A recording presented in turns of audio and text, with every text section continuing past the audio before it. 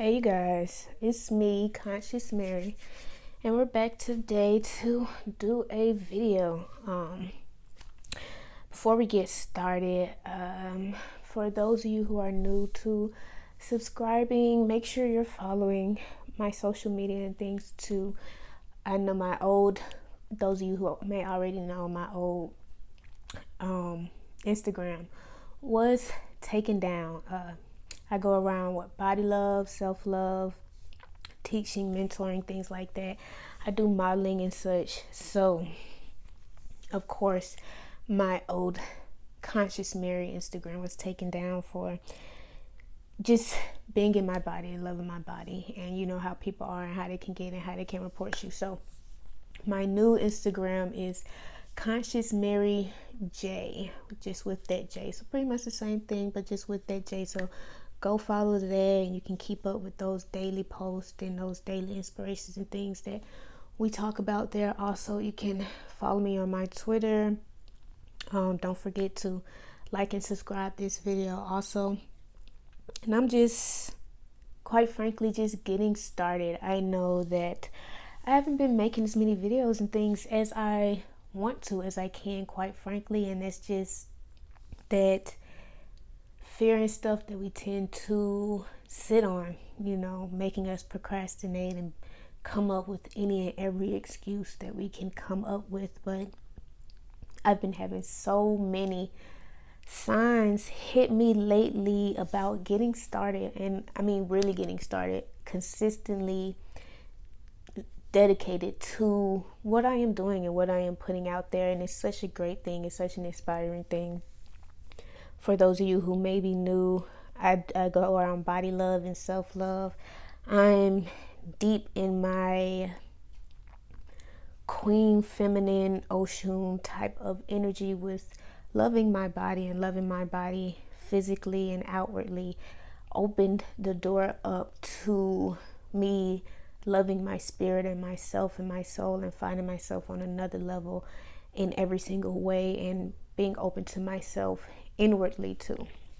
But that's another topic for another day. Again, you all who are interested in more, follow my social media and things like that, where I'm consistently active. But I'm getting active with these videos. No more excuses, you all. I have so much journaling and stuff I do anyway. I have so many ideas. So let me go ahead and get to the topic for today. And that's just one of in my journals when I was going through it to decide what I would talk about today. Because I know one of the excuses that I will get into and I will make is feeling like you're supposed to have some great spark of like inspiration and some passionate go moment, like the movies and the TV shows and things like that, in order to get started, in order to make that video or whatever it may be that you need to be getting to. So at this point, I'm a talker. I'm a passionate talker. I talk about serious things. I get deep into conversations and stuff like that. My thought pattern is just about picking one of these topics that I was already passionate and went deep in when I was writing the shit down and all up in. Anyway, so like I said, let me stop running my mouth so much for this video end up long. Today we're talking about, how do I know if I suffer from codependency? And if I do suffer from codependency, how do I heal from that codependency? How do I heal from that codependency? And even starting up this conversation is so intense, because I know for me it's an intense, triggering conversation. Just because codependency falls into so many things in our life, and can stop us and halt us in so many ways. And that's why we must realize if we are. So what is codependency in the first place, right? No, I mean it is, but it's not just what you texting somebody too much, you calling somebody too much. It goes so much deeper than that. What it falls around the description of kind of that hero nature, where you feel like it's your job to constantly be the person in everybody's life coming to save them and coming to fix them, to the point where you're putting everybody else's opinion and thoughts about you before your own opinion and thoughts about yourself, right? So codependency is when you are leaning on and depending on things around you, people around you, to reassure you that you are worthy, that you are important, in order for you to feel that way. That's that whole hero mentality. That's why a lot of us may run around feeling like we're obligated to fix people and help people, even if we don't really have it for ourselves. I talk a lot about realizing you have the right to say no. It's actually a note that I keep up on the wall, that I am allowed to say no to, so I can see it every day and even get that subconscious thought into my head, so I can be willing and be strong and aggressive in my ability to say no when I don't have that energy to give out.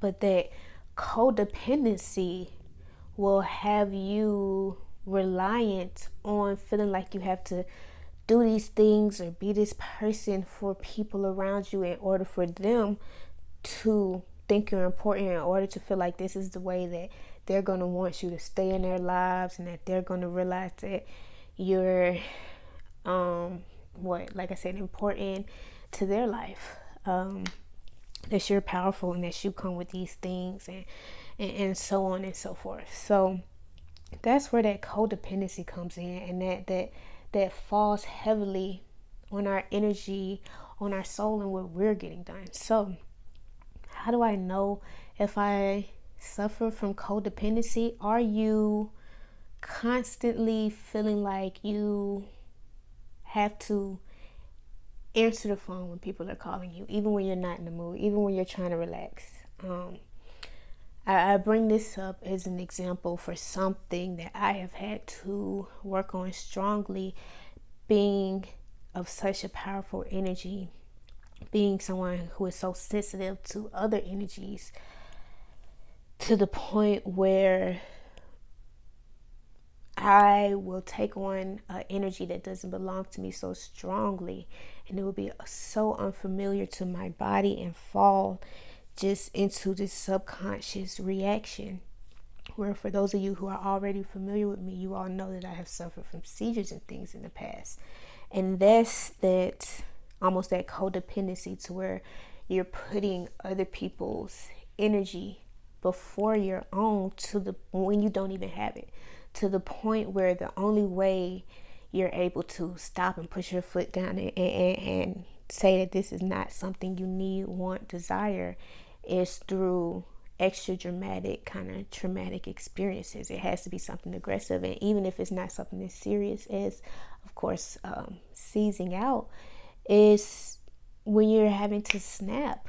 You're calm, you keep saying yes, yes, yes, yes, yes, and then one day you're just angry and aggressive. You just snap and you can't take anymore. You don't want to have to get to that point to where your energy has built up so much, but with you depending on everybody else's reassurance, and opinions about you to be positive and good, and to have to lean a certain way, it's going to take you to that point. So we don't want to be those type of people, and that's why when I talk about body love and self-love, codependency is such a strong topic, because we're falling into ourselves, and we're learning to put ourselves first, and need ourselves first, and love ourselves first, and that is okay. That is the only way that we can truly give out in the first place, without taking from ourselves. When we are overflowing with wealth and abundance and happiness and health and all of these things, when we are overflowing with energy to give out, that's when we can give it out in a proper, healthy, correct way without taking from ourselves, So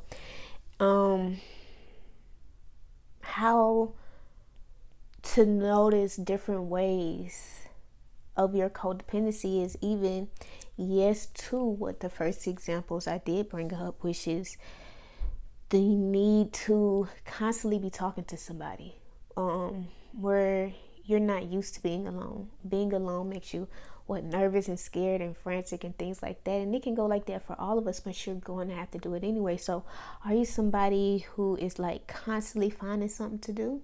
And I don't mean that in like that good healthy getting some errands done, or getting a little dancing, a little singing, being productive. I'm not saying that. I mean the type that's always finding something to do with other people, where you hitting your homegirl up, your homeboy up, trying to see what they doing, what they got going on when you off of work, when you got some time, instead of just sitting and allowing yourself to get up in your head and sitting with yourself.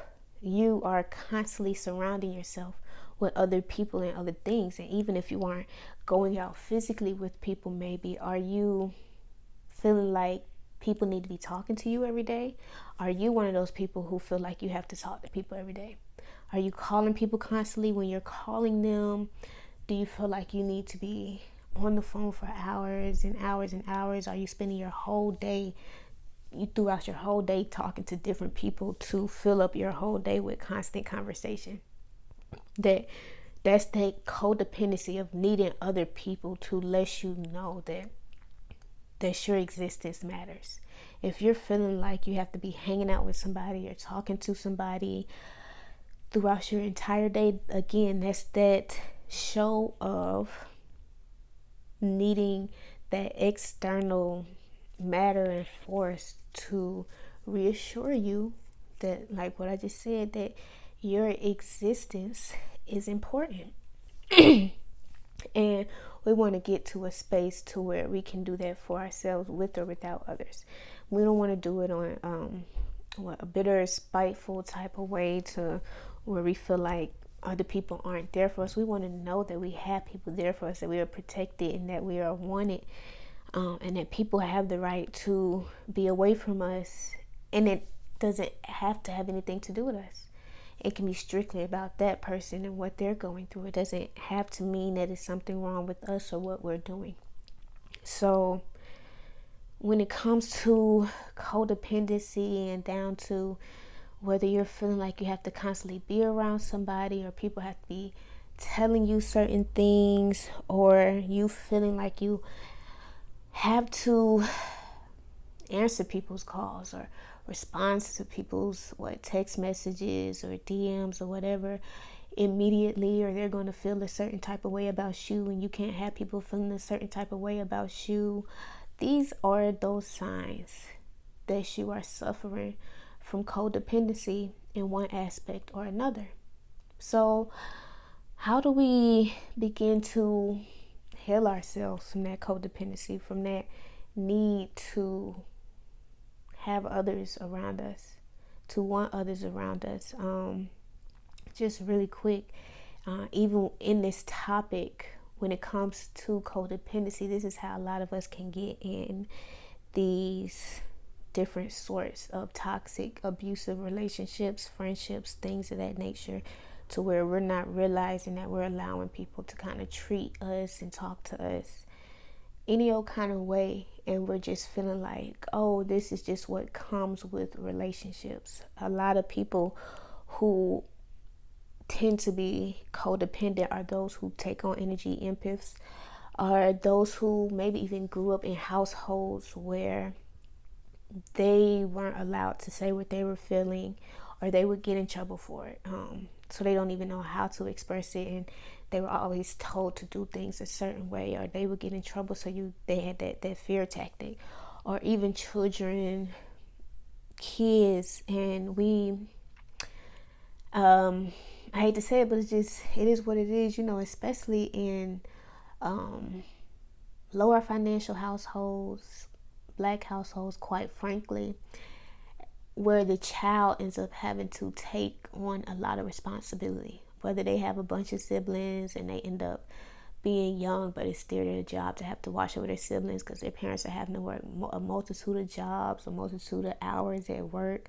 So it becomes the oldest child of all the siblings, but technically they're still a child themselves, to try to protect and care for those younger siblings. So they kind of take on all that very, very, very early, and it makes them that kind of is the startup of that codependency, of that hero nature of feeling like it's your job to be running around trying to fix everyone, to take on everyone's energy in order to be considered, strong and important in this adult, especially as you're coming into adulthood, especially in order to just be considered and looked at in a certain type of way.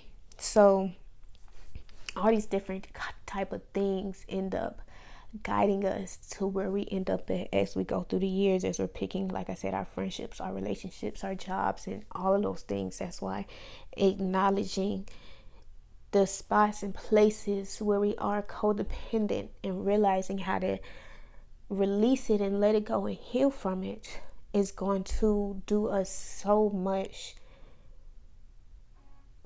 greatness. It's going to give us so much just abundance and healing in so many ways. Like I just told you all, for me, I know it's a physical healer. Walking away from codependency and feeling like it's my job to take on the energies of others because I'm so sensitive to that energy. My whole body will be taken over from it. So I have to get in that headspace to where I'm strong and that I'm allowed to say no, that this is not my job. This is not my energy. I've done my part. It is my job to focus on me and my health. I need to be strong and healthy before I can even give out. Like I said, I need to be overflowing before I'm giving out to others. I can't give from a half full cup. Next thing you know, I'm empty in no time.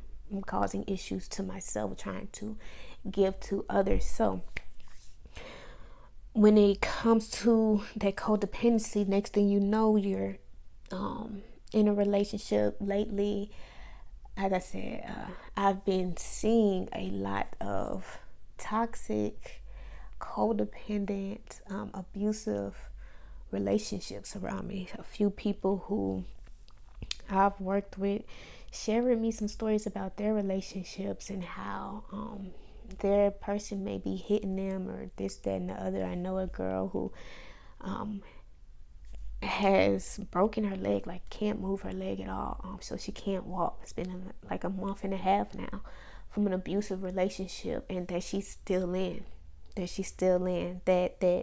that need to be needed, that codependent symptom that will suffer from and not walk away from, not realize that we are worthy of more than that, realizing that we are worthy of what we want, and we have to acknowledge that before it can be given to us. So if we're accepting these things over and over and over and over again, you're keeping that door open to all that negative, to all that bad that can go on, and you're not leaving any room for good and positive in your desires when your space is filled up with that codependent need to be needed, with allowing people and things and situations and experiences to be around you that you don't want or desire and that you can't handle, but you aren't telling yourself that you want and deserve more. You aren't even acknowledging that this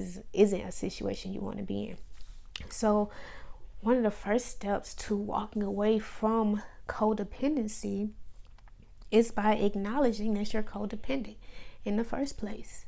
The ways that you are codependent in the first place, whether one of the first steps is maybe a relationship you're in and you're realizing little ways that you're accepting things that you shouldn't be accepting because you're feeling like it's your job to please this person, and the only way to prove that you are worthy and that you are wifey type or whatever the term, hubby, whichever one we want to be using, that you have to be doing things and accepting this person and the stuff that they're doing to you, even if it's bringing you down and really draining you.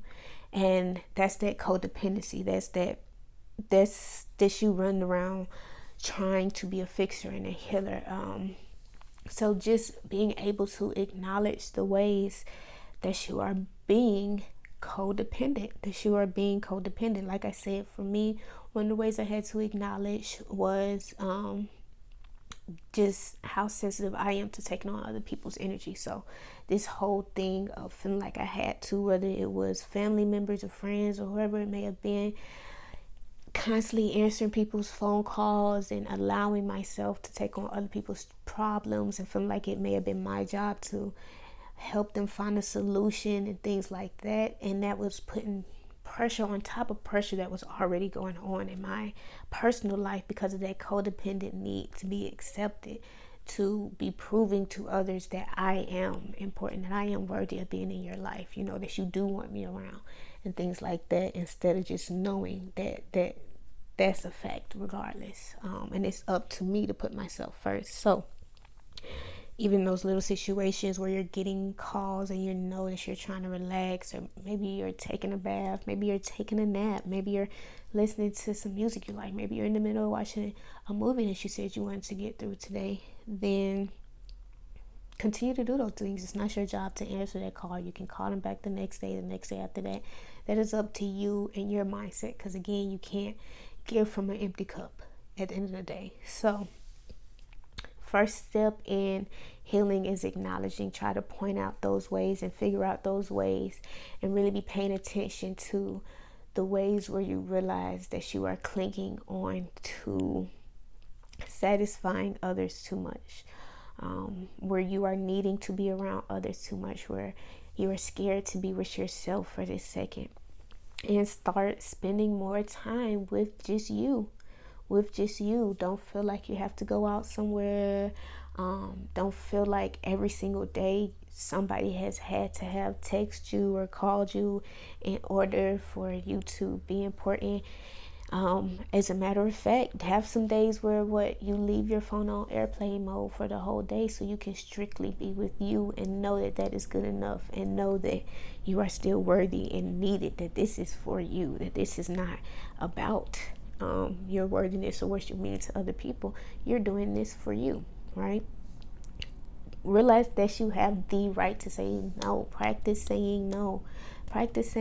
Like I said, practice saying no. Write that thing on your wall. Write a little note in your wall. I'm allowed to say no.